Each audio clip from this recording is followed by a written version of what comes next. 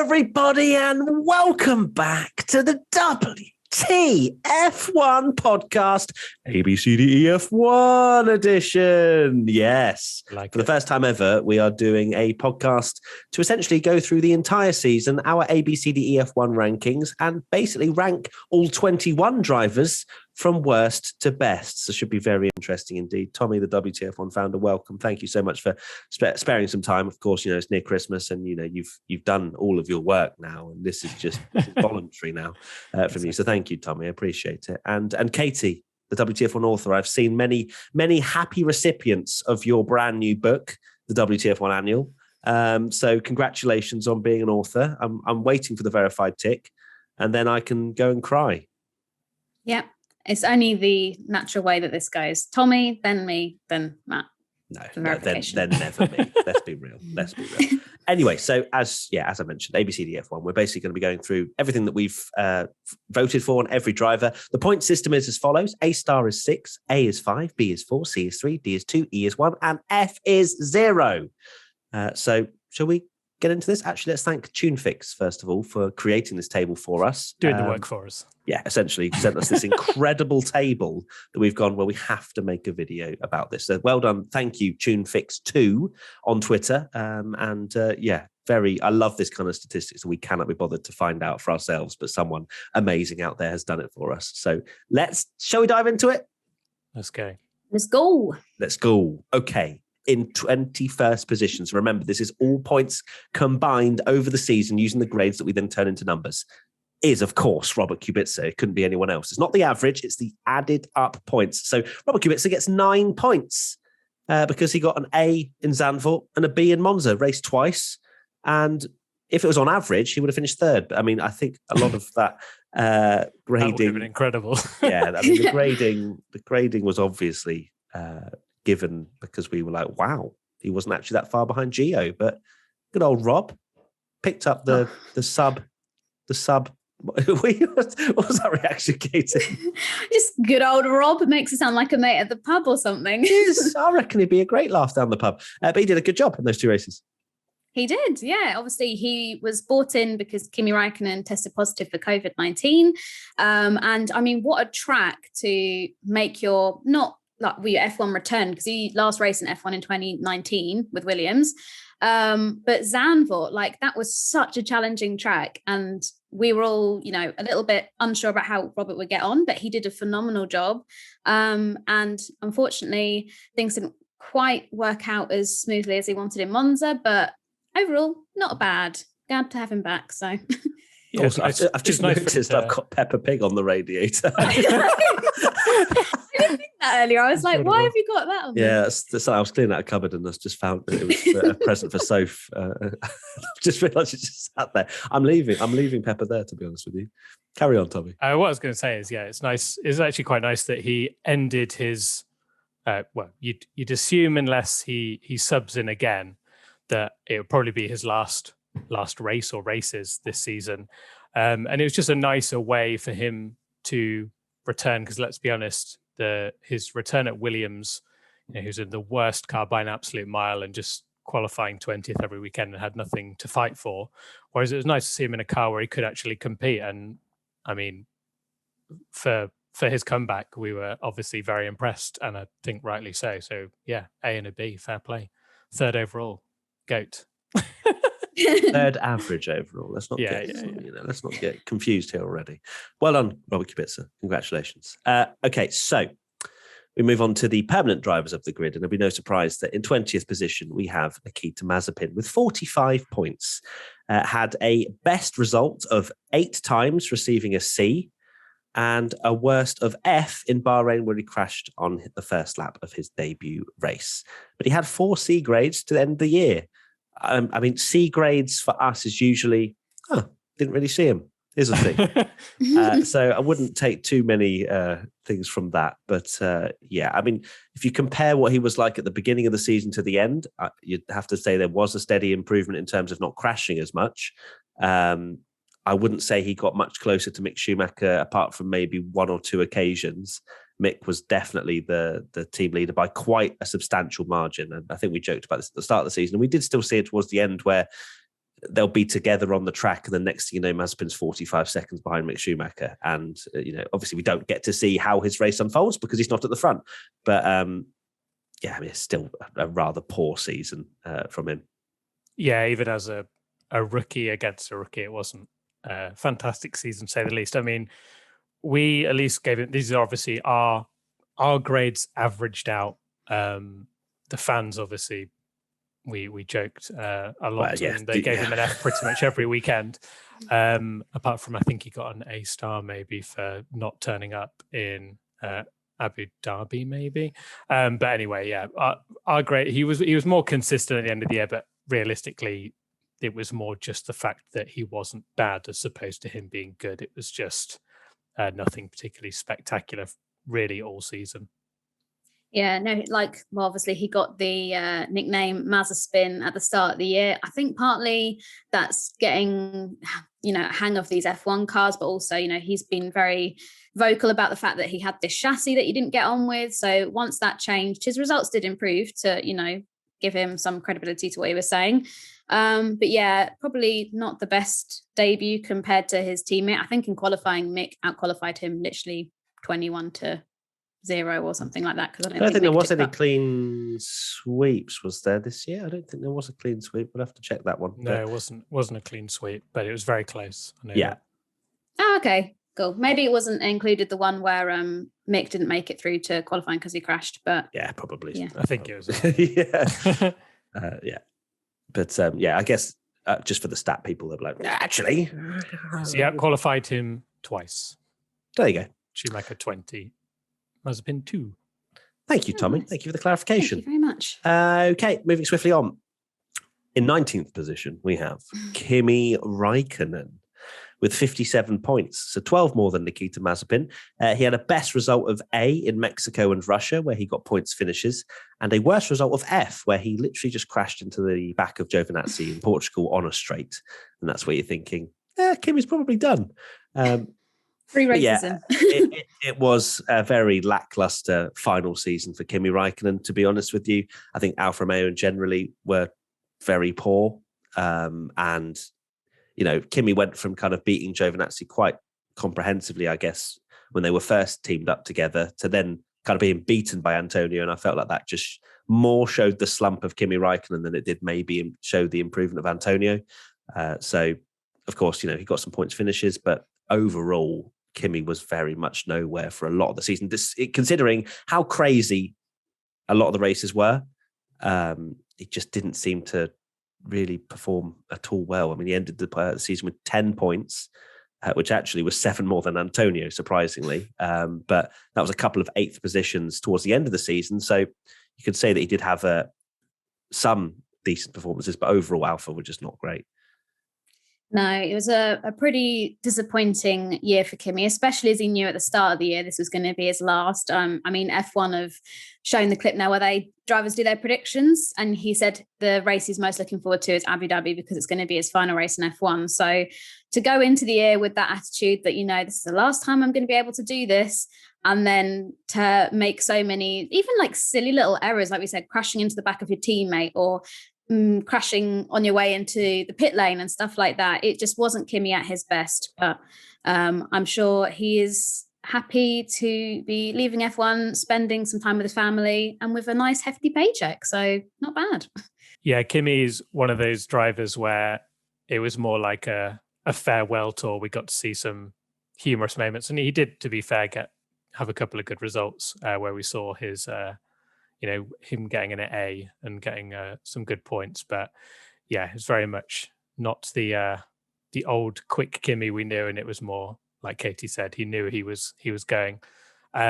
Reason as well that he's even further down is because of the average again, that he missed 2 races, but even if he did the average, it only puts him ahead of the next 2 drivers, so not exactly spectacular.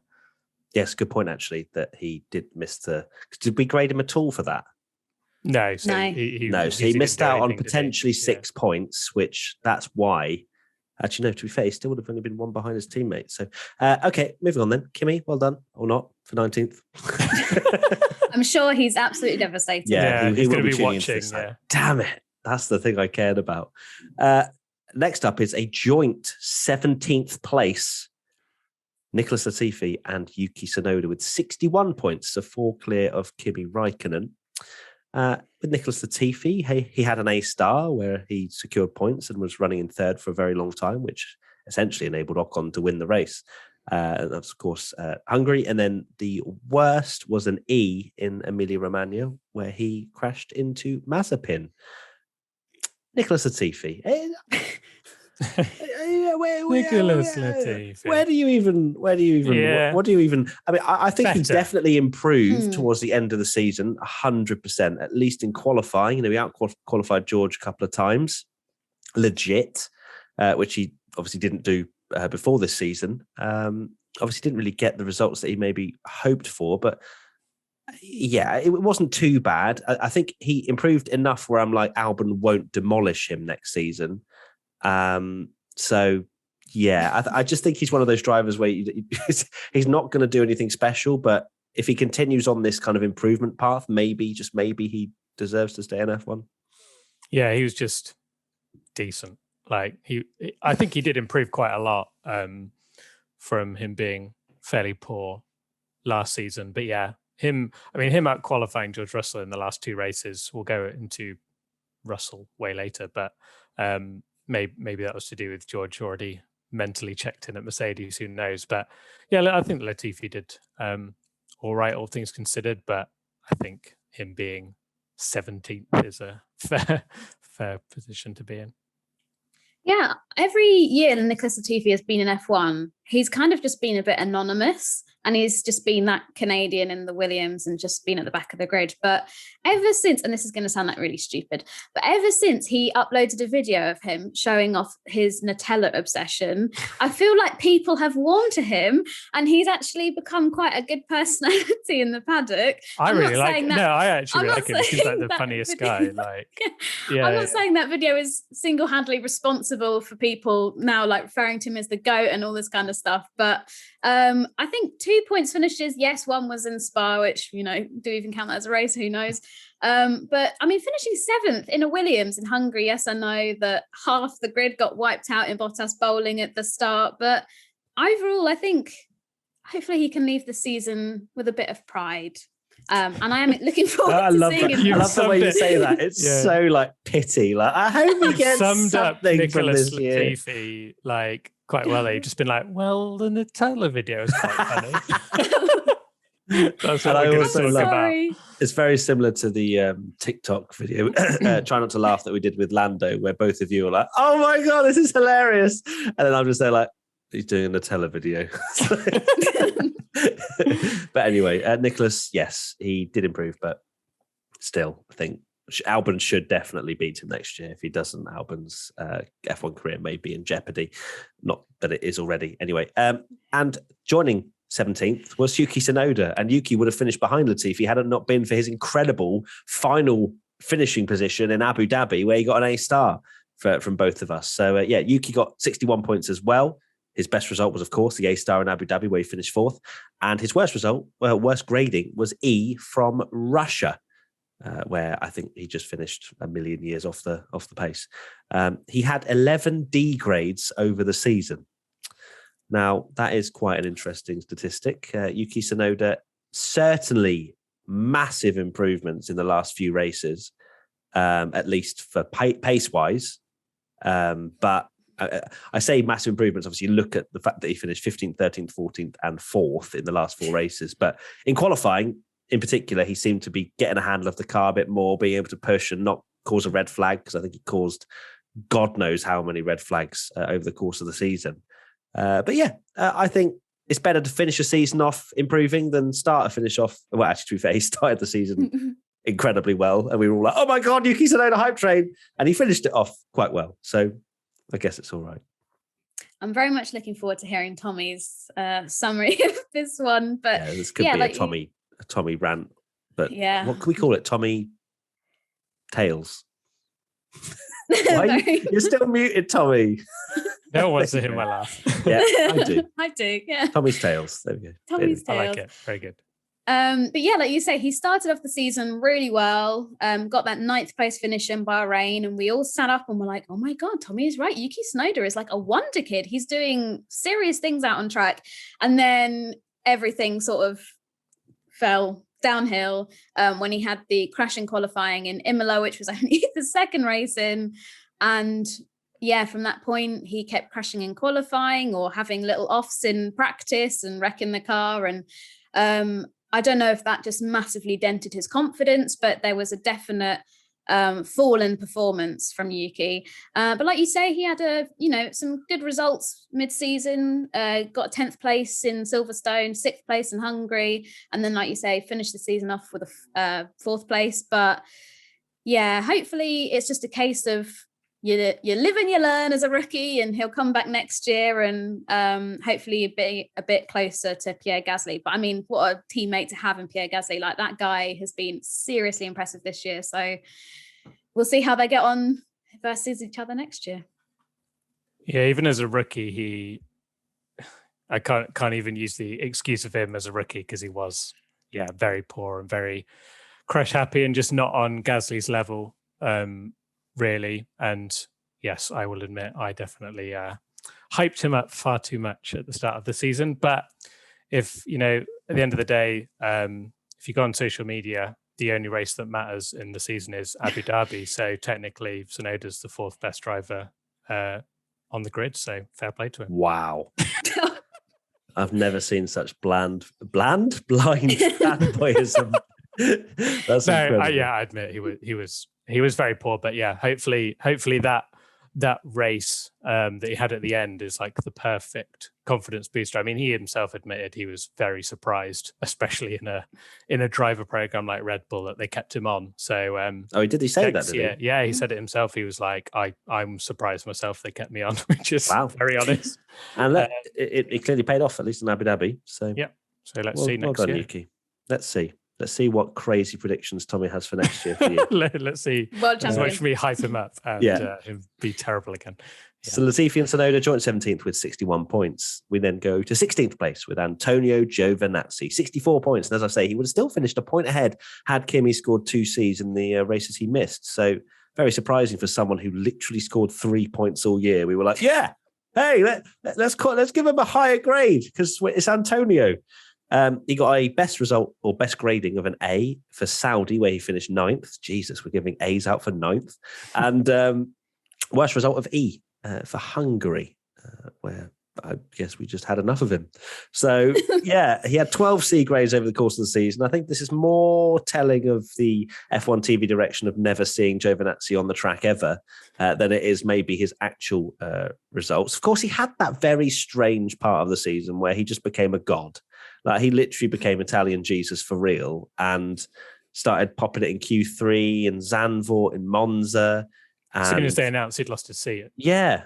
Context, Or it was, I think it was just before, wasn't it? He started performing well because it started putting question marks over whether he'd actually keep his seat, and then he continued his run of form when it got confirmed. So, I mean, he had all those amazing qualifying results and yet still didn't score any points in those races. So the only points he scored was in Saudi and then 1 point in Monaco.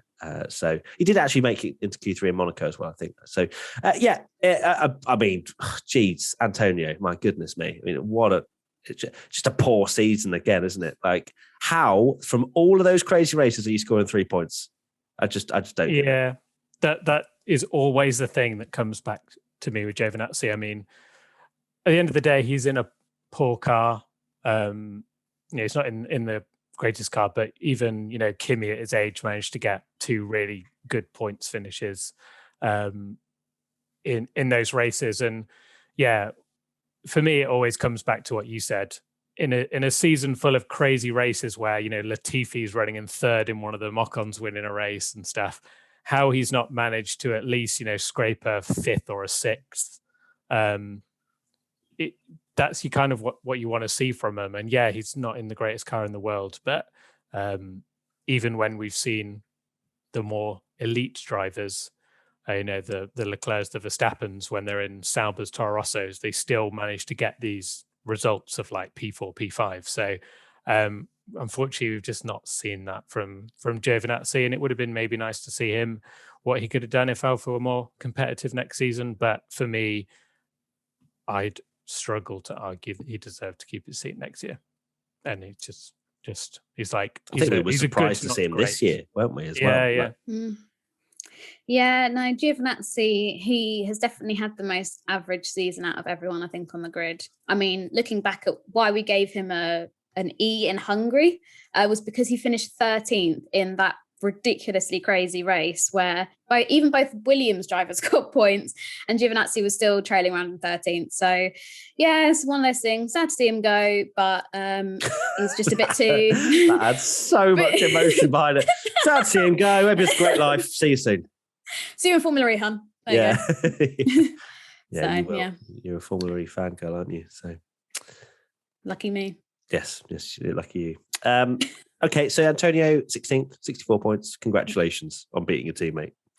But then again, I think these gradings, we should probably mention, is these gradings, some of it is expectation as well of the driver. And I feel like we were a bit, disappointed in Kimmy. And with Antonio, we probably didn't have many expectations. And then he somehow managed to get a few good grades. Mick Schumacher was 15th position with 67 points, so 3 clear of Antonio.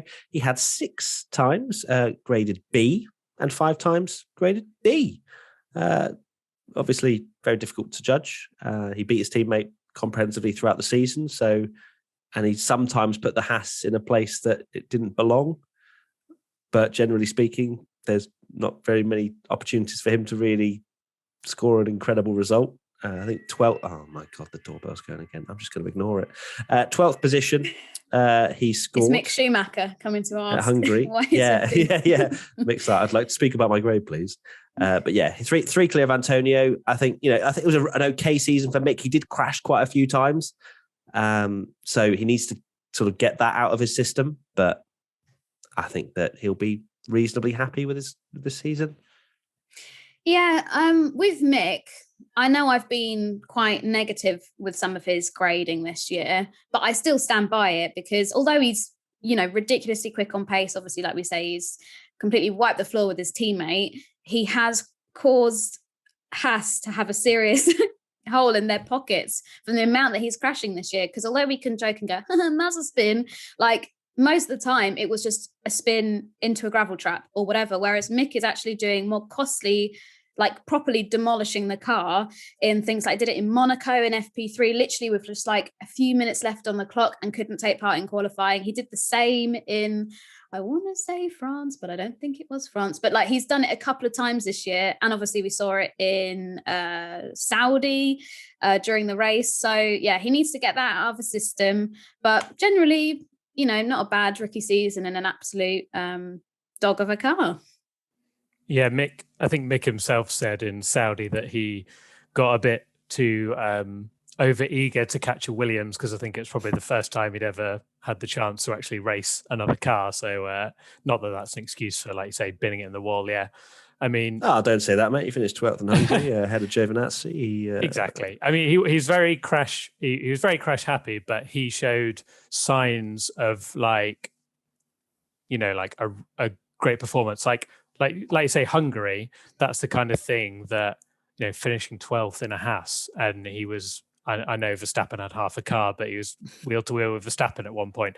They're the kind of things that you want to see from a driver, just because at the end of the day, they can't do much. You just want to see a little flash of brilliance every now and then.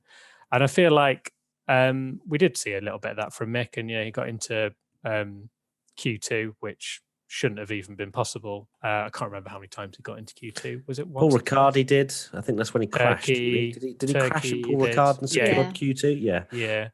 But definitely a few times got into Q2. Is it in Turkey? Or am I just definitely Turkey, because I watched that video of his wonderfully soothing race engineer who is just the most calming man ever. Gary Gannon. What a great name as well. Gary Gannon. Gary Gannon. I think that's such a nice name. That is amazing. I think we should be like him for the rest of the podcast. Okay. Well done, Mick, on 15th. It's okay. Literally, next year, the Haas might be faster, so don't worry about it too much. And imagine it's like his massive crash in Monaco, like writing off his car. He's like, okay, Mick, that was okay, though. It's fine. Don't worry about it.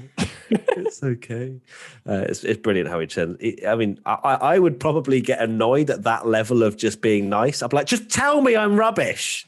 Like when he crashed, was it Imola, and he hit the wall, and then Mick was like, that was the radio. Yeah, and he was like, okay, Mick, we're just going to drive round now, and we're going to change our front wing. We're going to have a great time. It's just like, it's brilliant. Anyway, back to the points at hand. So yes, Mick Schumacher, P15, congratulations, 67 points. And behind him, or in front of him actually, in 14th place, is Lance Stroll, 3 points clear. With 70, his best grades were an A in Styria, Monza and Qatar, and a worst in F. A worst of F. You can tell it's literally the end of the season. My brain's shutting down. Hungary, yeeting into Leclerc, who hit Ricciardo. That was the exact phrasing that Tommy put in this document. So thank you, Tommy. But yes, that was poor driving from both himself and Bottas in that particular incident. Lance Stroll, had a few good moments. I guess he finished P6 in Qatar. Of course, that's where he got one of his A grades. And he did score some points across the season, but generally speaking, Aston Martin have just been poor, full stop. But Lance didn't really have any sort of wonder moments, things that we sometimes see him randomly, stick it on pole in Turkey or whatever. But no, we didn't really see any of that this year. So bit of a poor season for Lance. Yeah, I know the Aston was, like you say, a bit of a tractor, but Stroll is normally that guy that when you have a crazy Baku or a crazy thing, he's the one that somehow just ends up in third, getting a podium or whatever. So, and he was one of the only drivers that you thought might get a podium that didn't really. You could argue that if him and Sonoda had got a podium, it would have been everyone but the Alphas, Hasses, and Latifi, which is crazy. I love the way you phrased that. The Alphas, Hasses, and Latifi. Yeah. So yeah, it's quite a surprise. I mean, he did have his moments. Oh. Oh, sorry. You just froze so hard, Katie. That was amazing. And then you went. Oh, sorry. I thought Tommy had stopped speaking because my internet cut out. Yeah, it did, because your face literally just froze on. Anyway, sorry, Tommy, you were saying. Just that, yeah, Stroll. I was surprised that he didn't end up with a podium, or it was just quite a quiet season. He had some decent moments, but it's just going to be hoping that they're a bit more racing point next year and not this first year. Racing 4 points. Hey, Katie, I like it. Sorry, can I speak now? You may. Thank you. I was going to say that I was expecting a lot more from Lance Stroll this year, especially with how quick the racing point was in 2020. And obviously Sergio taking that win and him getting a podium towards the end of the year. I thought, you know what? With the backing of Aston Martin, we might actually see something promising here. And it's actually gone backwards. I can't remember where I said it, but on another content creator's like pre-season predictions, I predicted that we'd get a new race winner this year, and the people I gave as options were Lando Norris and Lance Stroll. And my God, how badly did that age, because we got blimmin' Esteban Ocon instead. So not a great year. I think probably the highlight of his year is the Lance Stroll replay, and that pretty much sums up how his driving has been this year. Nice. Lance Stroll replay. Forgot about that as well. The global leaders in below-the-waist grooming are joining you to leave 2021 behind and enter 2022 with a clear mind and clean balls. And special offer alert. Go to manscaped.com/WTF1 for 20% off plus free shipping at manscaped.com. 4 million men already trust Manscaped. Time to join them. Manscaped engineered the ultimate groin and body trimmer by focusing on intelligent functionality and an incredibly comfortable grooming experience. Their 4th generation trimmer features a cutting-edge ceramic blade to reduce grooming accidents thanks to their advanced skin-safe technology. It's even waterproof. Also included is the Crop Preserver and Crop Reviver, an anti-chafing ball deodorant, moisturizer, and toner. This hygiene bundle will also come with a pair of Manscaped anti-chafing boxers that'll keep your junk feeling fresh all day. The perfect package for your perfect package. Get 20% off and free shipping by going to manscaped.com/WTF1. That's 20% with free shipping by going to manscaped.com/WTF1. A lot of emotions surface during the holiday season. Happiness, sadness, joy, excitement, stress, the list goes on. Remember to take time for yourself this holiday season and make sure you keep your mental wellness in check. Take a break with Calm. We're partnering with Calm, the #1 mental wellness app, to give you the tools that improve the way you feel. Clear your head with guided daily meditations, improve your focus with Calm's curated music tracks, and drift off to dreamland with Calm's imaginative sleep stories for children and adults. If you go to calm.com/WTF1, you'll get a limited time offer of 40% off a Calm premium subscription, which includes hundreds of hours of programming, and new content is added every week. Over 100 million people around the world use Calm to take care of their minds. Sleep more, stress less, live better with Calm. For listeners of the WTF1 podcast, Calm is offering a special limited time promotion of 40% off a Calm premium subscription at calm.com/WTF1. Go to calm.com/WTF1 for 40% off unlimited access to Calm's entire library. That's calm.com/WTF1. Right. Moving on to 13th, unlucky for some, and I think a lot of people will be maybe surprised by this. It is Mercedes driver Valtteri Bottas with 72 points, 2 ahead of Lance Stroll. And I mean, Bottas had an absolute stinker of a year, in my opinion, in that Mercedes, not purely because, he finished third in the championship, but was 161.5 points behind Lewis Hamilton. And did that on the spot, by the way. You're welcome. Despite scoring, I think it was 11 podiums, 9 of them were third, 1 of them was second, and 1 of them was first. Of course, his best grade was A-star, where he won in Turkey, and then a worst in F, where, of course, it's Hungary. Everybody's bad grade seems to be Hungary, where Bottas, of course, went bowling. I think if Valtteri had been we have not, I don't think we've seen Valtteri as far away from Lewis Hamilton than this year in terms of pure pace and how far he was consistently behind. His qualifying was letting him down sometimes. And if he'd have performed better and even just put 1-1-2 on the board and taken it away from Verstappen, then Mercedes would have clinched both the titles. But we didn't see it. The only 1-2 of the season went to McLaren. And yeah, I think Bottas will look back on the season as one to forget, really, despite it being his last season. And you'd think, because the pressure went off his shoulders as soon as it was announced that he wasn't going to Mercedes. But, he had that great performance in Turkey. But apart from that, it was still a bit meh. It was. I know we've said some things on this podcast that have maybe, in hindsight, been a little harsh, but his driving performance in certain races this year have just not been up to scratch. I mean, look at Imola, when he obviously had that incident with George Russell, but they were fighting. He was like in 9th or something like that. Like the Mercedes should not be there. You sound like George Russell. Yeah, I won't. Every time I think of that, I really want to just quote George Russell's team radio because he sounds like such a road man in it. But I'm hoping that we don't want to get demonetized. Yeah, that too. I'm hoping we see more of that side of George Russell and Mercedes next year. That's all I'm going to say because it's funny. And then Toto won't be saying that. No, George, no. And also in Baku, that was just an absolute disaster. He's had his fair share of bad luck, though. Monaco, and obviously pitting from second, I think it was, and then not being able to remove the wheel tire thing from his car. But yeah, generally pretty poor season. And it's a shame that his time with Mercedes has ended with quite a disappointing year. I'm sure he'd much rather have gone out on a high. But hey ho, enjoy Alpha, mate. The way we do this grades, one thing I find quite interesting about doing it this way is obviously it takes every single race as the same, because it's quite easy to get sort of lost in like the end of the season. And Bottas did all right, didn't he? And he had that moment where I think we put a stat out, maybe it was after Turkey or something, where he'd actually outscored Hamilton in the last 5 races. And you were like, oh, Bottas is actually doing all right now. He's signed the contract. But with this, you can really see just how poor he was at the start of the season. And that's why he's so low down on this list.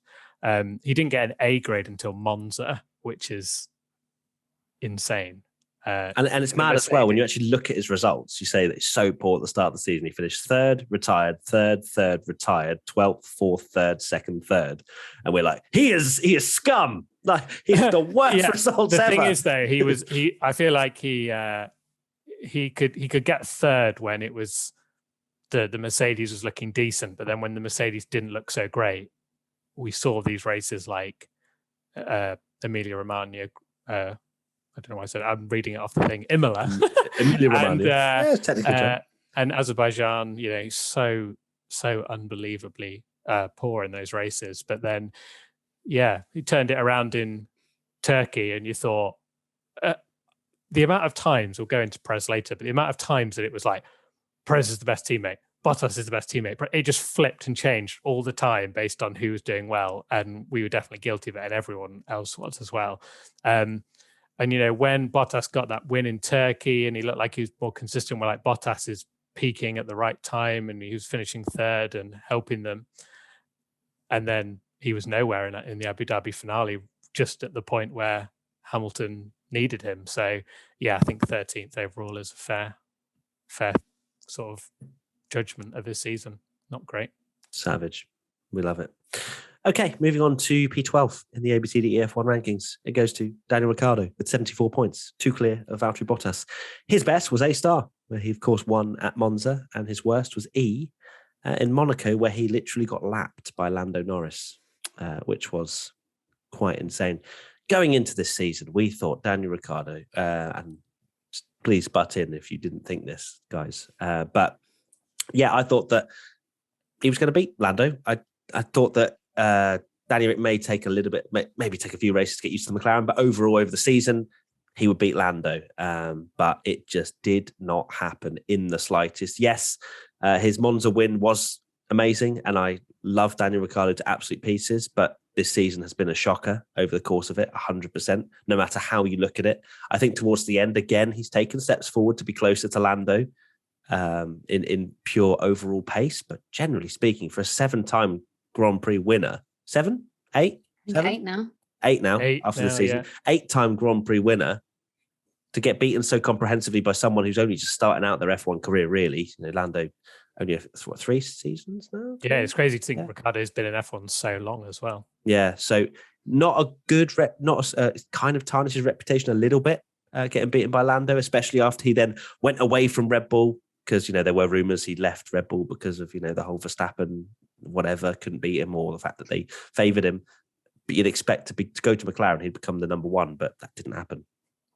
Yeah, I don't think anyone could have expected him to be as bad as he did. I'm not ashamed to admit that I thought he would, comprehensively beat Lando. And it was the other way around. Yeah, such a poor season, and he's got, even though he won that race, it all came on that one day where he was superb, and he had a few moments, but I don't think there were any other races where he absolutely wiped the floor. Even Monza, he didn't wipe the floor with Lando, did he? And was so. Couldn't have expected him to be so bad. He's not really got an excuse next year with the new cars. Big yikes. I don't think anyone could have thought Ricciardo would be that low down.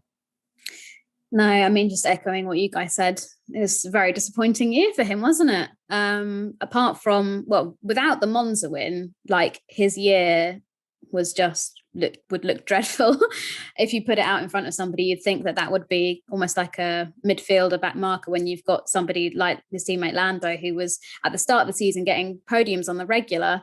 So hopefully next year he will be back stronger, spend some time at home with his family, recharge his batteries, that kind of stuff in Australia, and come back fighting next year. But it got to the point where I was trying to defend him a little bit on the podcast and be like, well, next up he's got street circuit, he's got Monaco coming up, and he's really good there.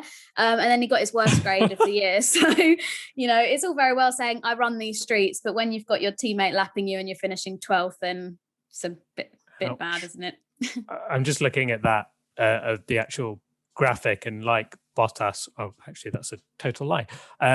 Other than Spain, he didn't get an A grade until until Monza he got an A star, and then his only other A was in Spain. So he wasn't exactly setting the world on fire. And then even at the end of the season, when he had better results, it was A, D, A, D, C, D, A, D. So he was literally like a roller coaster season of really poor or doing well. So he needs to improve big time next year, because I think a lot of people, well, his move was to basically get into a team, build it around him and say, I want to win a world championship with McLaren, not be sort of doing okay and not beating my teammate.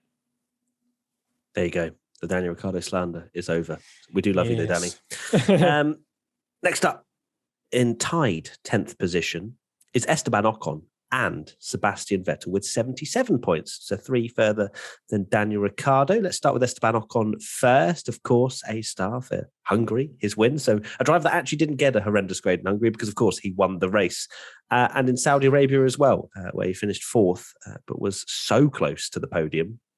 And then his worst was an E in Austria, where he had a terrible qualifying. I think he got knocked out in Q1, didn't he? And retired lap 1 after a crash with Giovannazi. Esteban Ocon finished 11th in the driver's standing, 7 behind Fernando Alonso in the end. Of course. So close. Yeah, so close yet so far, Katie. Sorry. Oh, sorry. I think Ocon can be relatively happy with his season when you compare it to Fernando Alonso. And of course, you know, some people had. I thought Fernando would maybe be a bit worse this year than he was, but certainly towards the end, I think Fernando was really great. But yeah, I think it was a reasonably okay. Obviously, the win will be a highlight for Esteban, and you know he'll take that and remember that forevermore. But generally speaking, I think he was all right. He was, yeah. I mean, apart from Bahrain, which wasn't great because he got punted by Sebastian Vettel and just generally didn't have a brilliant weekend. After that, he's showed a lot of promise. And as a result, Alpine extended his contract. And then it seemed to be the curse of the contract signing, because as soon as he was confirmed to be to 2024, his results just completely fell off. Either he was retiring or he was finishing in 14th. He had 2 14th finishes back to back, and then another retirement in Austria. And we were all thinking, oh my God, have Alpine made a huge mistake here, especially with like Oscar Piastri coming through the ranks in F2. And then, did okay in Silverstone, managed to scrape points, and then the win in Hungary. And I think there have been a few little blips, Russia, for example, and Mexico, where he's not finishing in the points. But apart from that, it's been a fairly solid year for Esteban. And I'm sure anybody being able to take their first win, he's going to be riding that high for a long, long time. And hopefully he can take some of that into 2022 as well. Yeah, he wasn't great against Ricciardo, was he, last season? He's had moments, after his contract, I was like, that is a big contract for him to get before anything happened. For his season, looking at it, he's just kind of been all right and then had these massive, insane peaks like Hungary and Saudi, but been all right. Is your voice all right, mate? You seem really froggy, really froggy. You're just getting emotional talking about Yeah, getting emotional. As soon as I started talking, I was like, do I stop and cough or do I keep going? And then just sound like I was really emotional about it. You just committed. I love it. Okay, so we mentioned that Sebastian Vettel was also tied on points in 10th position. He got an A star in Monaco, Baku, and Hungary. But he got a E in Bahrain, where he had one of the worst races of his life. I think he picked up, 6 penalty points as well, coming out of that, the 5 penalty points. Didn't have any confirmation there, just my brain. 5 penalty points off the literal season opener. And we're thinking, well, if Vettel continues on this route, we may well see the first driver banned for a race through this system. Seb Vettel, of course, had that incredible result in Azerbaijan, where he could have potentially even won the race. And then Hungary, where we, of course, thought that's the reason why he got an A star. You may look at his results and go, oh, disqualified. Why has he got an A star? Well, of course, he still drove incredibly well, fought so hard to try and beat Ocon for the victory. But unfortunately, there was a fueling glitch, error, whatever, within his car, and didn't manage to get the sample out. So, yeah, I mean, I think that those A stars have maybe inflated his overall season a little bit. He finished 12th in the standings, 9 points ahead of Lance Stroll in 12th. Yeah, I don't think it's still been an incredible season for Vettel, but I think that's more maybe leaning towards the Aston Martin as a car than it is his performances. But at the same time, apart from Azerbaijan, can we count Hungary? I don't know. It's a difficult one to judge, but I think Aston Martin in general have been poor, and that's the reason why we haven't seen better performances from both of them, to be honest. After Bahrain, when he had that moment, it was like, oh my God, is Vettel's career over? I mean, we're talking. Are you emotional again, Doug? I'm emotional again. Honestly. I really need to. All right, give it a little mute. Give it a massive cough. You talk. Okay. I'll give it a massive cough. Literally. Sorry, whilst Tom is getting emotional, Katie, you carry on. That's okay. There's been some sprinklings of excellence all throughout his season. But there've also been a lot of very average and below average results. So I was worried, like you guys were saying when we came into Bahrain, obviously he left Ferrari and didn't exactly do brilliant things in his final year there, and then came to Aston Martin and we were like, oh God, really, is this Seb's career pretty much done and dusted? But he has shown that he still has some good pace, and we know that Seb is someone who is incredibly able to get a team together and help create a team to become world champions, if that makes sense. We've seen it obviously at Red Bull, wasn't so lucky with Ferrari, but he is one of, I think, maybe a few drivers on the grid that has that ability to really help shape a team and make a world championship team around him. So hopefully with that experience, he can help raise Aston Martin's expectations and their performances, because my goodness, they need it, because I don't know how long Aston Martin are going to want to stick around being sort of just plodding around in the middle of the grid and not really having great results. Well, they were making some big old predictions at the start of the year as well, weren't they? Saying that third in the championship, going to win the title eventually, all this good stuff, such high expectations, and they were pretty shocking. Their car launch was proper, it was really like, we are the super team, we're going to be amazing. I mean, I'd argue that probably even the last four drivers we've spoken about, Ocon, Vettel, Ricciardo, and Bottas, have had seasons where they've had big lows and then been all right, and then had massive like spikes where they've had, a brilliant performance, like Ocon's win in Hungary, Vettel almost winning in Hungary and almost winning in Baku. So, I think with Vettel, it's just he's gonna need a better car to be back up there. But he's not. I wouldn't say he's been spectacular. He just Aston just really need to get on top of it. But let's see, new rule changes. That's what everyone's hoping. But I feel like every team is saying that, where it's like, oh, new rule changes, we'll be right up there, and it might even be the same order. Who knows? Hopefully not. Hopefully we get some sort of switch up. Ferrari world champions.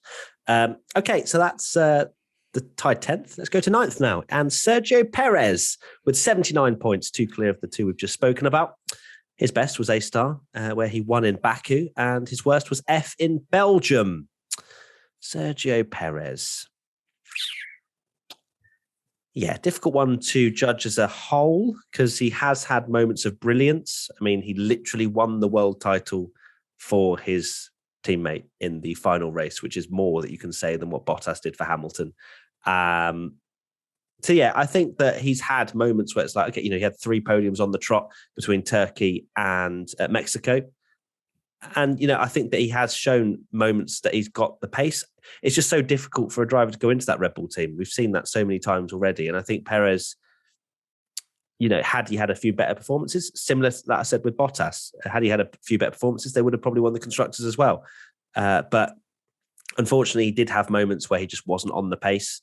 And it's not that same consistency that we see from Verstappen, of course. But, Red Bull clearly are happy for him to carry on for next year, and hopefully he can build on that. And it's a new car as well, as we've said before. Like, there's no excuses, because you could say that the philosophy around the 2021 car is, stuck with Max Verstappen and it's been built around him. Next year, much more level playing field, in my opinion. So let's see what Perez can do.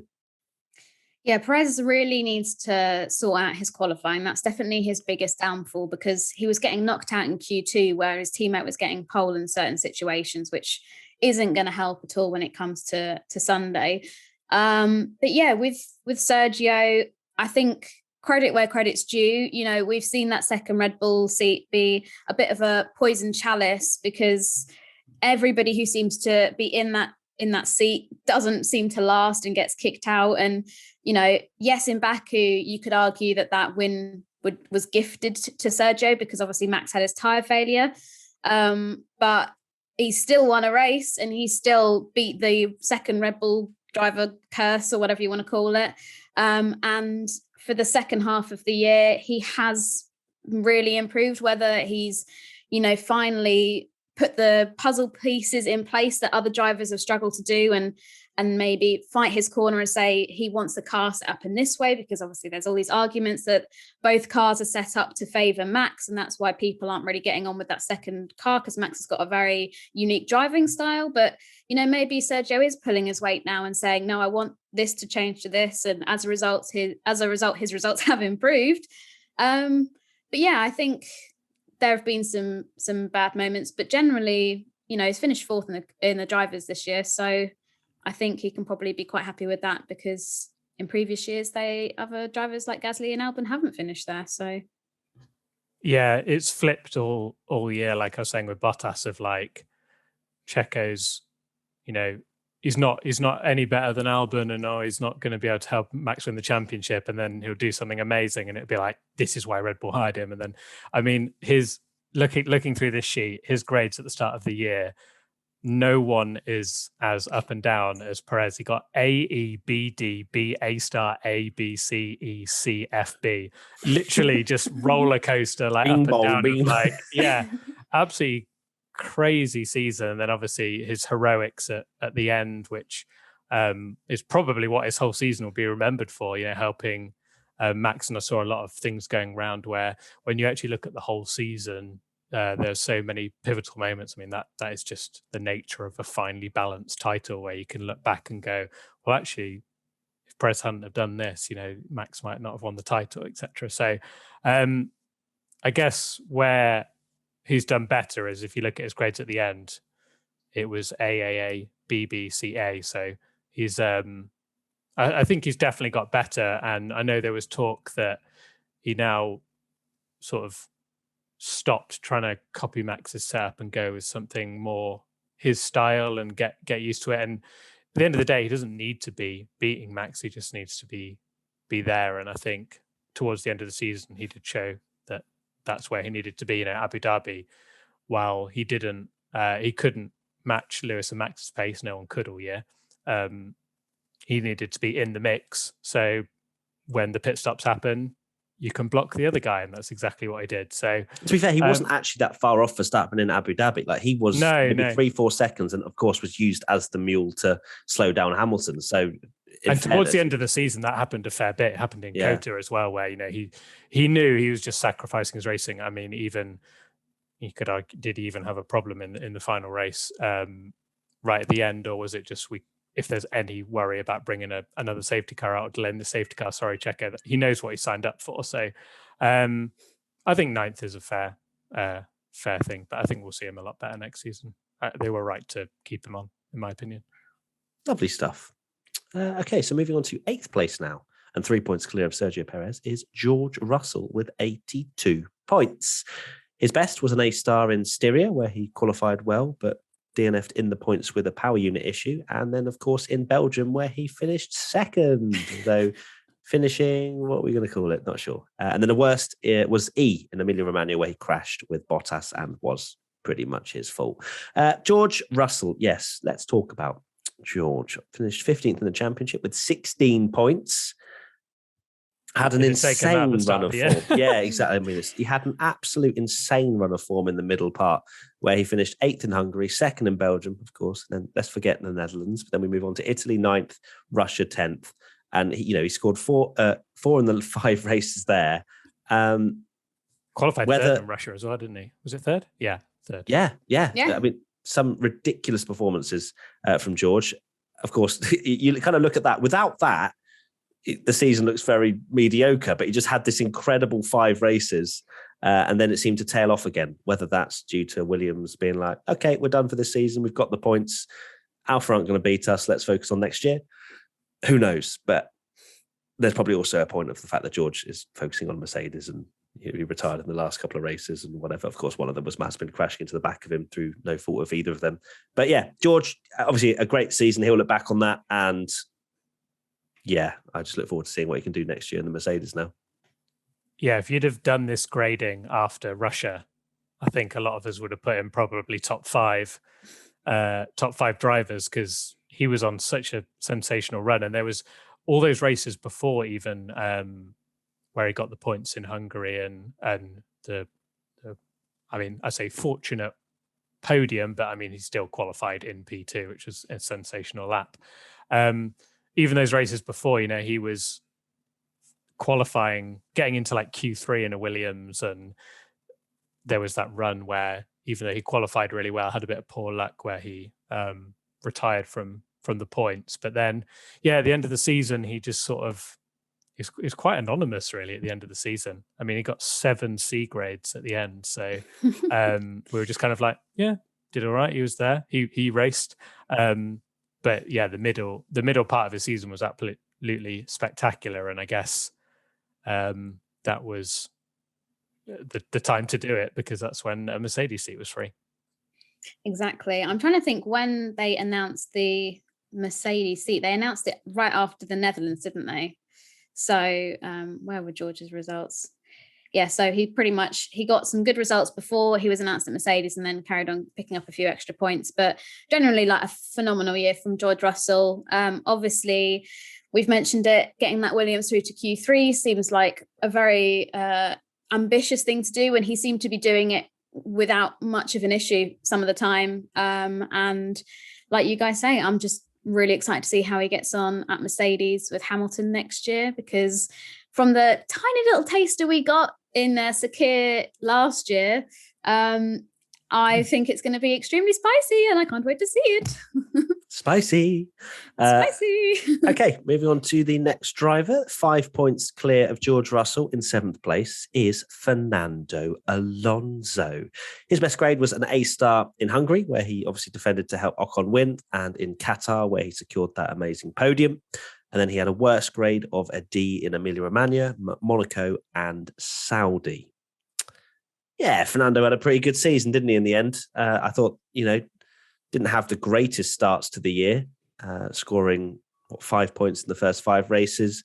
Ocon seemed to be picking up a few more points, but then, Fernando just kind of got to grips with it. It was kind of how I thought it was going to go. I'm trying to remember how I thought Fernando was going to do, but I thought it would take him a little while to get up to speed. And then he's definitely shown moments of brilliance. I think that, we've seen a few great qualifying performances from him as well, which is maybe where, an older man would struggle. But Fernando seems to, certainly still have it. I think if he has a title winning car, it'd be very, very interesting to see how far he could take it. But yeah, generally speaking, I think Fernando could be pretty happy with his performance, and Alpine in general, really. They obviously still finishing behind the likes of AlphaTauri. Actually, no, they didn't. They finished ahead of them, didn't they, in the constructors? Because, of course, Yuki Tsunoda didn't bring too many points to the table. But yeah, I think Fernando could be quite happy with his season as a whole. Yes, I am quite a stubborn person. I don't like to admit when I'm wrong, but I will hold my hands up and say I was very, very wrong about Fernando Alonso coming into this year. I thought Ocon would wipe the floor with him. And to be fair, they've been pretty even, but in the end, it was Fernando Alonso that came out on top. When Fernando Alonso retired from F1, I was thinking, do you know what? Fair enough. Like, we'll make way for some new talent. And then when he announced he was coming back, I was like, oh, really? Like, we've got so many young juniors in F2 that look amazing. I mean, we've mentioned Oscar Piastri earlier in this podcast, but, people like Piastri coming up, I was like, are you really going to take a seat that could go to a younger talent when you've had your time, you've had your fun? And I have found myself literally, I was going to say falling in love with Fernando Alonso. That's maybe a bit strong. Yeah, we all are. But it's like he's a different person. Unless I just was really ignorant and didn't see, this funny side to him that he had when he was in F1 before. But he, it's not just me that had this reputation of him, that he was a bit of a grouch. And if things didn't go his way, then he wasn't a very pleasant person to deal with. It was something that, was sort of a unanimous feeling from lots of people in the paddock and fans and all that kind of stuff. But I don't know if it's being away from F1 and, you know, with the stuff he did with WEC, it was very team-based and all that kind of stuff. I don't know, maybe he's just happy to have a second chance at F1 again. But my God, he's been like a completely different person. He's been so funny and entertaining, and his team radio have been the best of the year. And not to mention his constant justice that he wants from the FIA on track limits and stuff like that, which I completely agree with. Surprise, surprise. But yeah, he's been really blimmin' good this year, and I feel like a right mug for slagging him off at the start of the year. So public apology. I'm sorry, Fernando Alonso. You're actually you're a legend. There you go. Yeah. Wow. Told you so. No, I mean, as a big sort of long time Alonso fanboy, it was. I didn't think he'd sort of, that I knew he would be like back on it. But yeah, it took him a little while. There were some races where, I mean, I will go the opposite way and thought he was going to absolutely obliterate Ocon. And there were moments where he just didn't do that. For me, Fernando is the better driver though, definitely. And I think it kind of shows with these grades. I think, would it be unfair to say that Ocon's kind of win? I know it wasn't like, I know Alonso got kind of fortunate, but I feel like Alonso's podium, it wasn't on pure pace, but like it wasn't like an absolute carnage race where all the big runners retired. Like I think Alonso got that podium almost in a fairly normalish race. And I think that's what made that podium so impressive, was him getting a podium against the top drivers and beating, you know, a Sergio Perez and a Bottas or whatever on the track. Bottas had a problem, didn't he? He did. Yeah. And Perez got given a very odd strategy as well. So you could say that I think it would have been a P5. Yeah. It wasn't like a super carnage race, but yeah, I mean, Alonso was brilliant. And I think the side to him that people don't like, he was definitely more playful and fun this year. If he's given a championship winning car, which I would love to see, we're seeing the old Fernando back. No two ways about it. And he will be back to ruthless. He said it himself. He said it in interviews. He's like, you know, I'm throwing my toys out the pram. If, you know, the second, you know, if it's a highly competitive season, I've got a championship winning car, we will see that Alonso back. And I hope we see it because it's brilliant. Although I have enjoyed the fun side of Alonso, but you know, I don't want annoying Fernando back. I want meme Fernando. He's fun. Of course you don't. You love drama. Right. Okay. Moving on. At 1 point clear of Fernando Alonso, and in P6 is Pierre Gasly, which I'm very surprised about. I thought Pierre would probably be a little bit further ahead than Fernando in terms of the grades. What are we doing? Either way, his best result was an A-star in Baku for a podium, Netherlands and Mexico, where he finished fourth. And his worst grade was an E in Bahrain, where he lost his front wing early on. I think that was on Daniel Ricciardo, wasn't it? It was. So, yeah, Pierre Gasly, P6. I'm surprised. I thought he'd maybe even be up there with maybe P3, P4, but, you know, apparently we're washed up and don't know how to grade. But Pierre Gasly was very, very good this year. You know, in that AlphaTauri, he was putting it in places it didn't belong. I think that there were moments where AlphaTauri messed up the strategy a little bit and maybe didn't allow him to challenge a little bit higher up and get in the mixes of the Leclercs and Norrises. But yeah, I mean, considering Pierre Gasly's qualifying performances, you know, we'd expect him P5 or P6 in pretty much every single race. Maybe some of that goes towards the race pace of the car as well. But there are moments where I'm looking at his results and you go, well, actually, there were quite a few moments where he just lost potential points. And, you know, maybe that's where they haven't executed what clearly is a decent car to the maximum of AlphaTauri's ability. But, you know, P9 in the championship, 5 points behind Danny Rick. Yeah, overall, Gasly was amazing. But I feel like maybe there's still some lost points in that results. Yeah, with AlphaTauri, they should have beaten Alpine, and I'm not going to sit here and pretend not 99% of that is on Sonoda.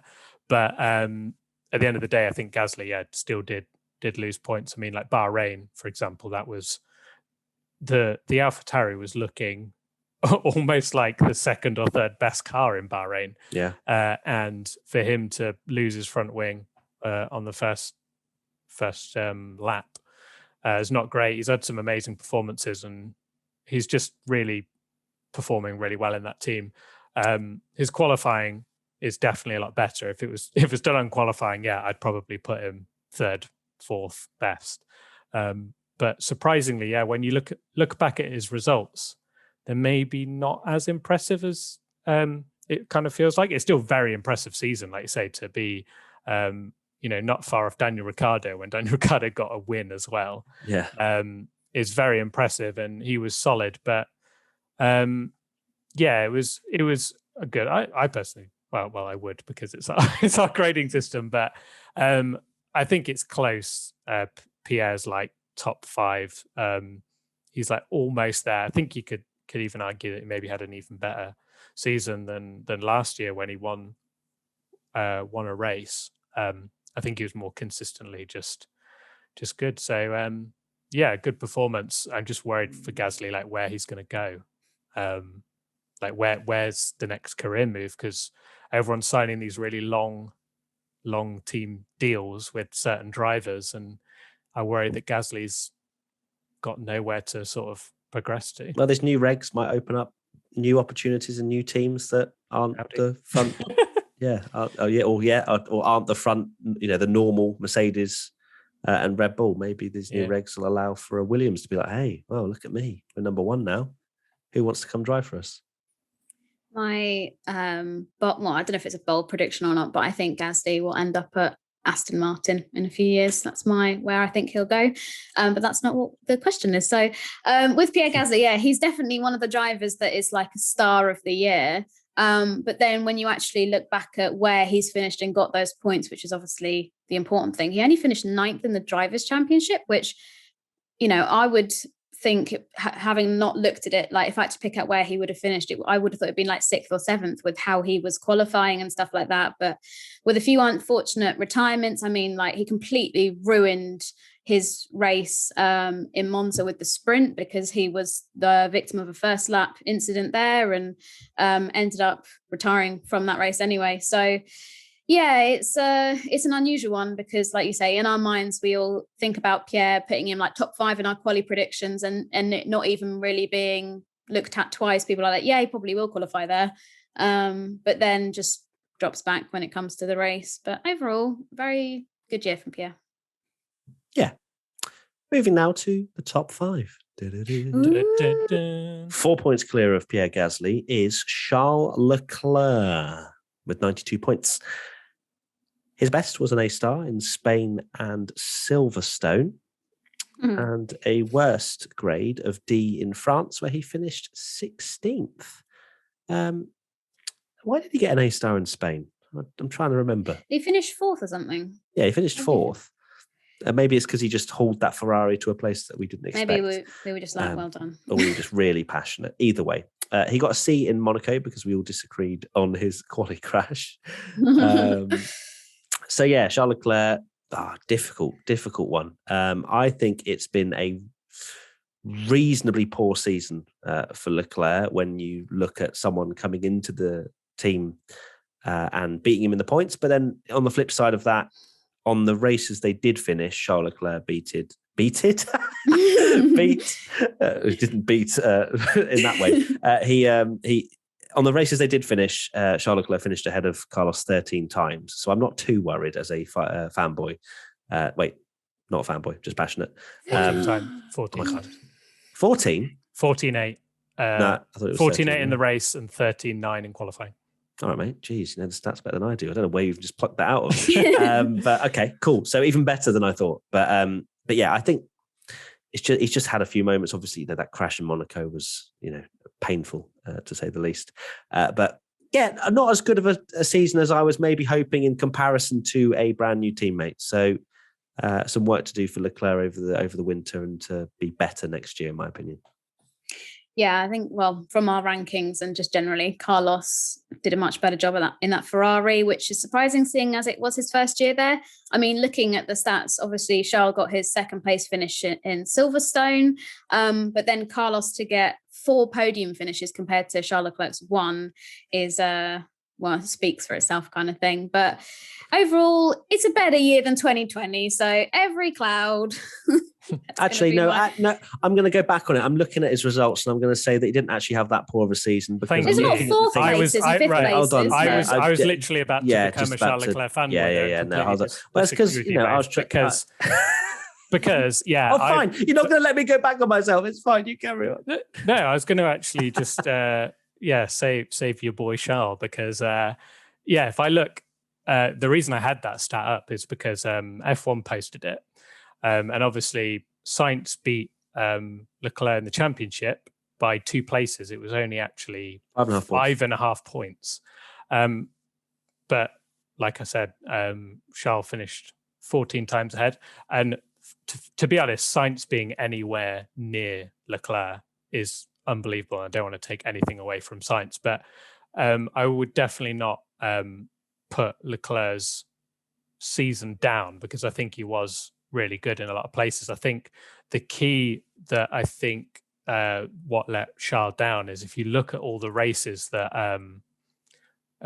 Carlos got the big points in were the ones where actually Leclerc either crashed or went missing or had a bad strategy or something. So he got crashed into, didn't he, in Hungary? So so he got crashed into in Hungary, which was a big. And then Russia was the downpour. Monaco, sorry, Matt. He crashed. Yeah, but Monaco it's his fault. It's his fault. So it's a mix of like bad luck and his own fault, where like Sainz was more consistent. Leclerc, for me, was the better driver, but just missed out on some big points finishes, which we saw with him only getting 1 podium. Yeah. At Silverstone. It's just Silverstone, that's it. Should have arguably won. And okay. And Sainz got 4 was it in the end? So it shows that different side to drivers. I thought they were actually both really good. Charles for me is quicker, but maybe a little more crash happy because he's obviously probably pushing to try and make up the deficit from the Red Bull and the Mercedes. But I think he's had a pretty decent season, to be fair to him. Yeah, fair. Yeah. No, it's fine. It's just because I looked at it and I'm still upset that he finished behind on the championship. But yeah, I think you make a good point about the whole the points where he lost a huge amount to Carlos were the ones where he either did make a mistake, Monaco, but also some things out of his hands even. Right, so that's Charles Leclerc, P5. In third, we have a tie. And it's the former teammates, Lando Norris and Carlos Sainz, 3 points clear of Leclerc with 95. Let's start with Lando first of all. He got an A-star in a lot of races. Imola, Monaco, Austria, Monza, his 4 podiums, basically, he got an A-star. And then a worst was a D in Belgium, where he made a mistake in qualifying, which of course then caused him to finish where he had crashed. So bit of a shame, obviously, Belgium and all that. Don't want to talk about it. But yeah, he didn't actually get an A grade again after Russia. So it's a bit of a weird one, really, because of course we were kind of hyping him up. Oh my God, is he going to finish 4th in the championship or whatever? But then he ended up finishing 6th. And yeah, just whether that's, I was going to say whether that's due to the McLaren falling off a little bit, but not really. I mean, Danny Rick beat him in the USA, beat him in Saudi. Of course, Lando had that poor strategy in Saudi, so I won't blame him too much for that. But generally speaking, I felt like Danny Rick closed the gap to Lando, and then Lando wasn't getting as good a results as maybe he would have hoped. So obviously an amazing first half of the season, though, which of course helped him very much in the points tally. But yeah, tale of 2 halves, I think, for Lando. But overall, I mean, he can be very happy with this season. Yeah, a little bit of a drop off, not too dissimilar to last year, really, where it was like absolutely unbelievable, and then towards the end, he kind of slipped down the championship order a little bit. To be fair, I would say that he was quite unlucky, like a puncture in Qatar when he was running quite highly, and like you say, the strategy in Saudi. But you can't take away from him how amazing that start to the season was, and his consistency was ridiculous. And it's a shame about Russia because he did. I think his season deserved a victory because I think he just surprised everyone. Surprised me. Like I say, I thought he was going to get completely sort of annihilated by Daniel Ricciardo, and he did the annihilating. So fair play to Lando. It was a really, really, really good season. What I'd say is he just needs to keep that consistency, like all the way to the end of the season. Keep that consistency of just constantly getting podiums. Okay, cool. Cheers. Yeah. Not too hard. Come on, just be really quick. No, there's no taking away what a brilliant season, or start to the season at least, Lando had. Obviously, Russia leaves a sour taste in a lot of people's mouths, and as Tommy noted in the podcast notes, that he didn't get an A grade again after Russia. Perhaps that was maybe confidence had been dented, or it was something along those lines, maybe more of a mental block, or maybe, like you say, the car just wasn't up to scratch. But yeah, great shame that he didn't get that victory in Russia, because he was looking very strong. And I know as brutal as it is, it's these things that can help shape you to be a better driver and know, next time it rains, what you're going to ask the team, and make sure that communication is better. Because I think that's, at the end of the day, kind of why it all fell apart, is just because Lando said he didn't need inters, but if the team had said, well, there's going to be more rain coming, then I'm sure inevitably that would have changed his decision. So all these things will help just make him become a better driver. And I'd like to think that if McLaren have if they stay as consistently strong as they were this year, then I'm hoping there'll be a victory for Lando next year. Wasn't Russia more down to the fact that the team just didn't know what they were doing, and they didn't know that the same amount of rain as Mercedes, or they didn't estimate it as much? I think it was a little bit of both, because Lando was pretty blunt on radio when they were like, Lando, do you need to change for a new set of inters? Oh, no, and he was saying, didn't they ask him? They said, what do you want to do? And I know Lando was very blunt in his response, but I think that they were asking him my memory may not serve me correct, but I'm pretty sure they were asking him what they wanted to do. I know that communication could be better, and they should be their decision though. But yeah, that's the point. It's like they asked him, and that was more probably on McLaren than it was Lando. But yeah, fair enough. I mean, it was just painful, no matter how we look at it, really, isn't it? It was that classic, the classic second place thing where you don't want to sacrifice a lead. Yeah, exactly. Because I mean that conversation is still going. Sorry, yeah. Second place has the advantage because they can gamble and do whatever they want, whereas the person in first goes to Abu Dhabi a bit of that conversation as well. Like you look like an idiot if you sacrifice a lead and it doesn't pay off. So cool, but yeah, overall Lando very, very, very, very, very good. Carlos Sainz, he had an A star in Monaco and Turkey, where he made up 11 places, and also in Abu Dhabi. And he had 5 C's over the course of the season. So I think we have mentioned, of course, I kind of flipped on how I felt about Leclerc's season as I looked at it. But with Carlos Sainz, I think we can all agree that it was a very, very good season from Carlos. And, to go into a new team, he could have easily been a Daniel Ricciardo and outperformed every single weekend pretty much. But that didn't happen. And definitely the driver of the ones that move teams. And certainly up there in general, as this ABCDF1 ranking will show you, that he's one of the drivers of the season. And I think he's got a huge amount of confidence going into next year. Yeah, no, only 2 results in 2021 where he didn't finish in the points. And even then, both of those were 11th places. So he was just on the cusp. But yeah, kind of Mr. Consistent in terms of just getting points throughout the year. Obviously, as we mentioned, his 4 podiums as well that he got. He was a little bit crash happy throughout certain parts of the year, especially in the middle of the season. It seemed that he just seemed to enjoy crashing into barriers for some reason. But like looking in practice at sessions as well. It was practice or qualifying. It just was very bizarre, but clearly didn't seem to impact his race results too much, because he was still getting those points. But yeah, like we mentioned on the Abu Dhabi podcast when we were talking about Carlos, this hasn't come just as like a bit of luck. He's worked extremely hard to be in that position, to know that Ferrari inside out, both the car and spending time at the team factory and really embedding himself in that team. So it's always nice to see hard work rewarded with good results. And he's really made himself stand out, because I think it's fair to say that he's had some good results in his career. You know, obviously the joke that he always seems to be promoted to a podium after a race if there's an incident, that kind of thing.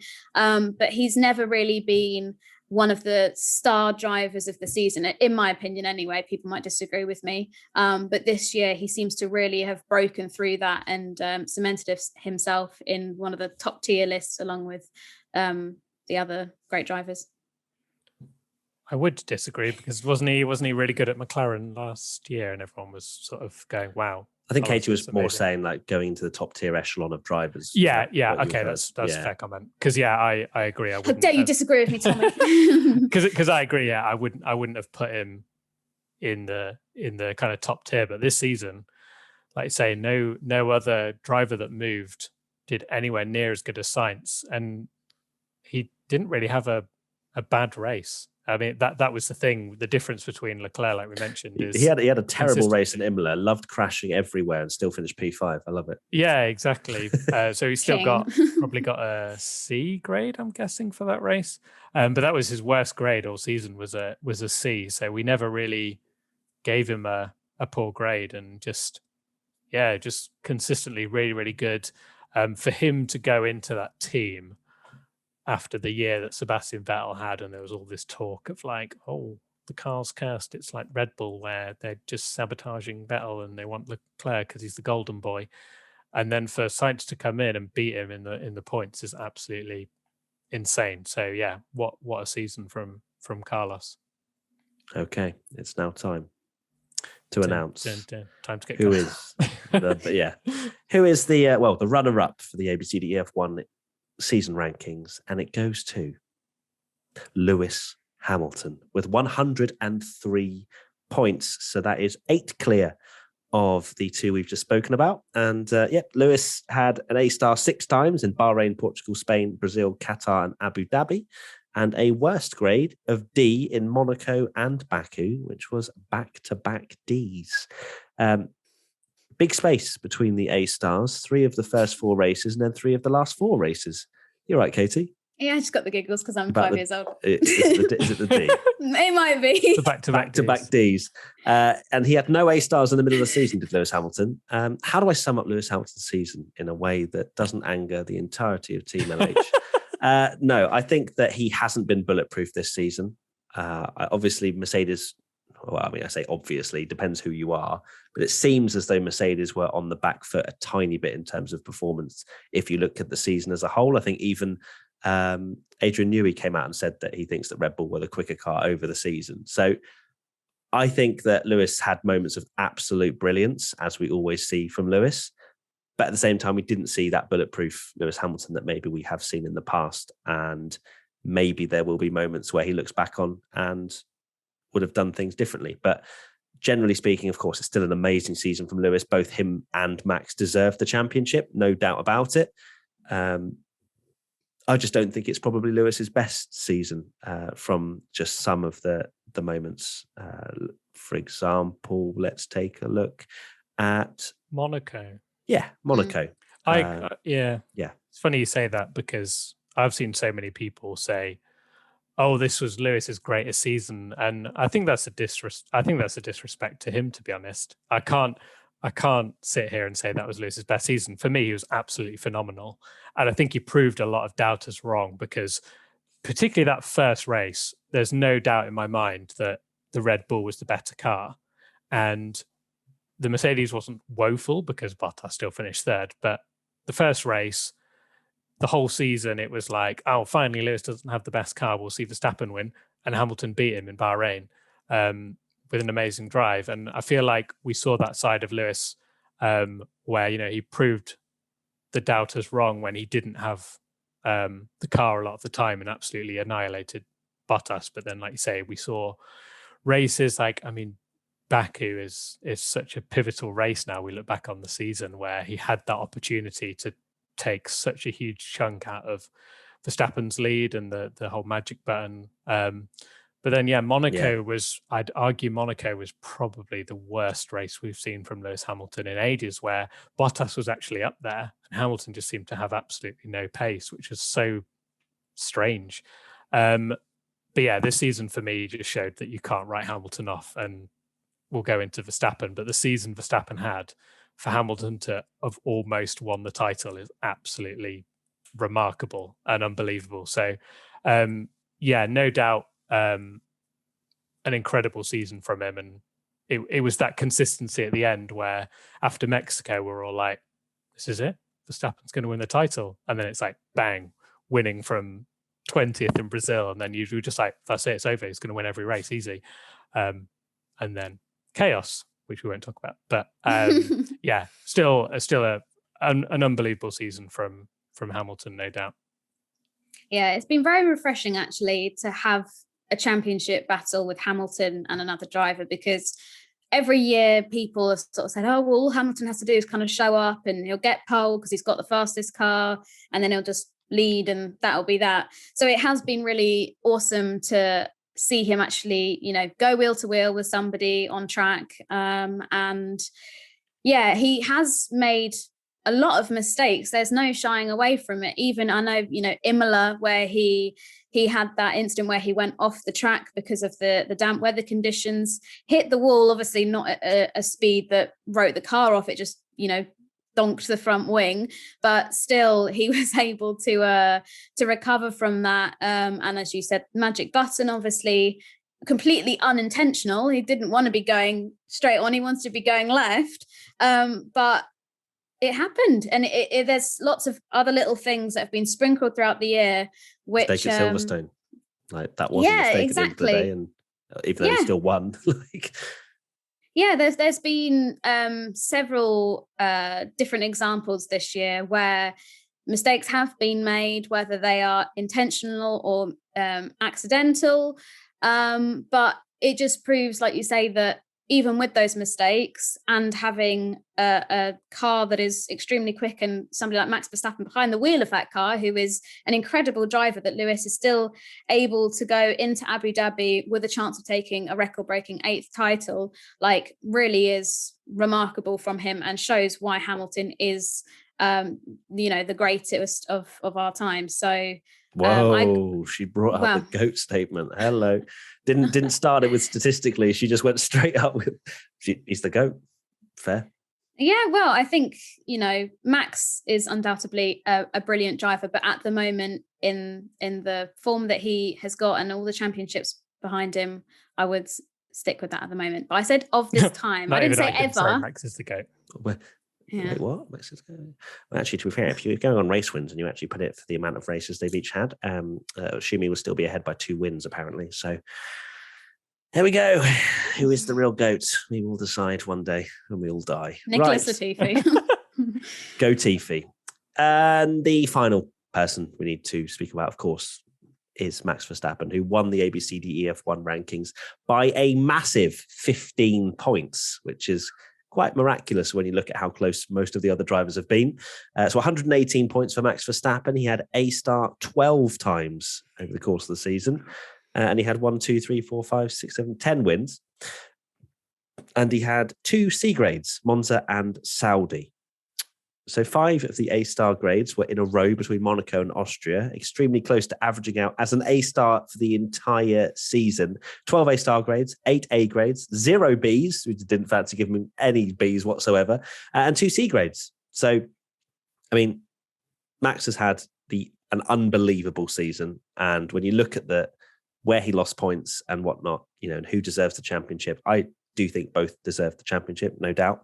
But Max put in a season of a lifetime, in my opinion. And of course, that Red Bull, he was given the Red Bull and it was finally a title challenger from the word go. And he utilized it. Of course, there were moments where we go, oh my God, is he a bit too aggressive? Yada, yada, yada. His driving style towards the end of the season as well. There's lots of things we can talk about in terms of stewards' decisions, etc. But for what he's done and the pace that he's produced in that car every single race weekend, he is the number 1 driver for this year, no doubt, in my mind.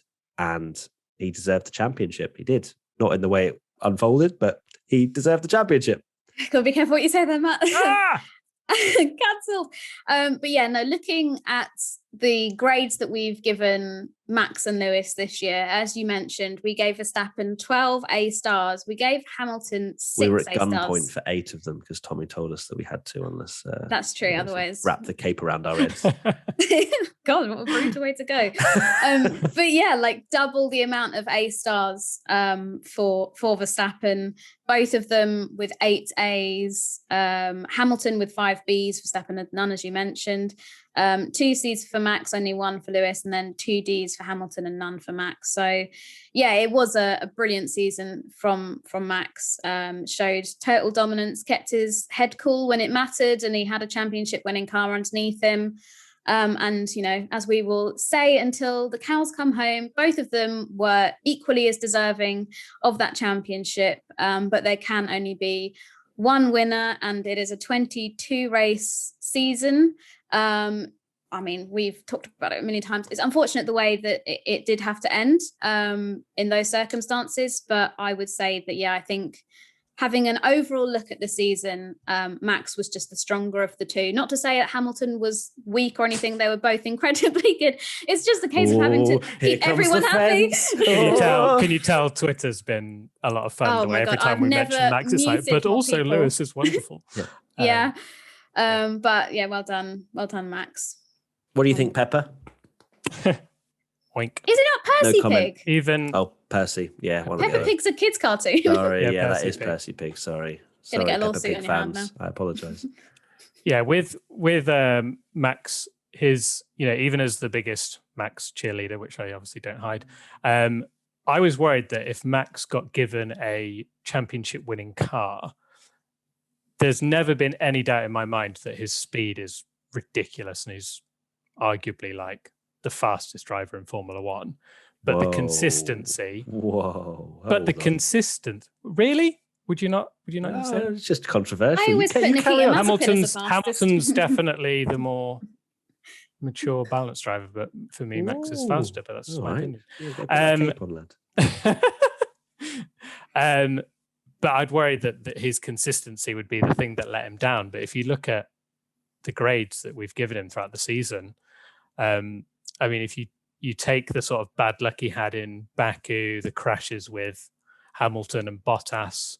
I even watched Monza was on the other day, and I forgot he had that 11-second pit stop, which put him back in the pack, and he probably Netflix stopped that. Netflix stopped his pit stop because he came out, and then the next lap was Hamilton. Yeah, exactly.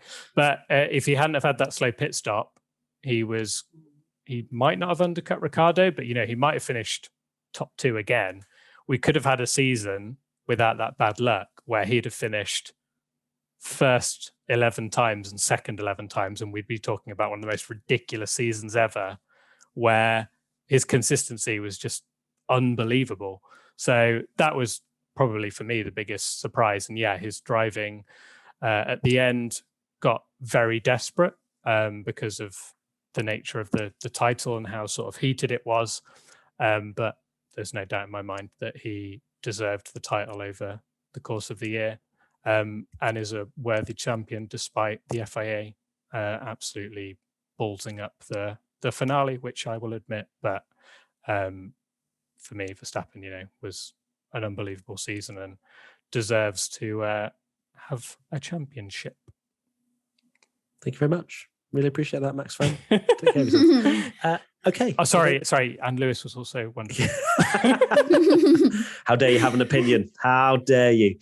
Right, this next bit, I've no idea what you've written here. Top 5 medals table, Tommy. Is that in order? Because it looks like it's the wrong way round, because Norris and Sainz surely should be the other way around if we're going 5th to 1st. But no worries. That's fine. You're trying to Ron Burgundy me right now. Just a random... Just look at the table. Yeah, I know, but the table's the wrong way round. That was me. That wasn't Tommy. I wrote that. Katie. Okay, so in 5th place, if we're going on medals, and the medals, of course, is the fact that A-star is the goldest of gold medal, so that Leclerc would be in 5th, Sainz would be in 4th, Norris would be in 3rd, Hamilton 2nd, and Verstappen 1st. Verstappen 12 A-stars, Hamilton 6, Norris 4, Sainz 3, Leclerc 2. So there you go. And funnily enough, of all of those drivers, the most to get a D grade was Hamilton with 2. So make of that what you will, because I don't know what that really suggests. But either way, we have gone through all 21 drivers of the 2021 season. Do we feel any better after that? Need to lie down. It's been an emotional roller coaster of a season. Just going back to some of those races, like Bahrain does feel about 40 years ago. Yeah, my brain is frazzled after all of that. The fact that I was even questioning Leclerc's season just shows how much has gone on and how, and how my brain has been slowly dying. Thank you to TuneFix2 again for basically keeping track of all of that, because we don't have time to. But yes, we will have a link, I'm sure. But yeah, thank you everybody for watching and listening. Tell me final thoughts. Merry Christmas. Wow. Oh my God, that was like the equivalent of JB from JLS. Merry Christmas. Merry Christmas. Okay, is that it, Tommy? Yep. Okay. I'm going to outdo your Merry Christmas with antlers. You can't really see them in this light. I'm going to say Merry Christmas and a Happy New Year. Oh, just have to win. Okay, and I'm going to say Merry Christmas or whatever you celebrate and Happy New Year. Oh! How about them apples? Huh? Boom. But there you go. This will be our last poddy before Christmas. So yes, it will. So thank you everybody for watching and listening. As always, hashtag WTF1 podcast if you want to get involved in the conversation. As always, and yes, have an amazing holidays, whatever you're getting up to. Thank you for continuously supporting this podcast and listening and watching. We are ridiculously high in the rankings, as Tommy was sharing on our on WTF1 social media and his own as well. So thank you for getting us up there, with the big boys. Really appreciate it. So there you go. Thank you, everybody. And we'll see you next week for another podcast. Bye. End of season review. End of season review. 50 hours. Ultimate season review. 50-hour podcast.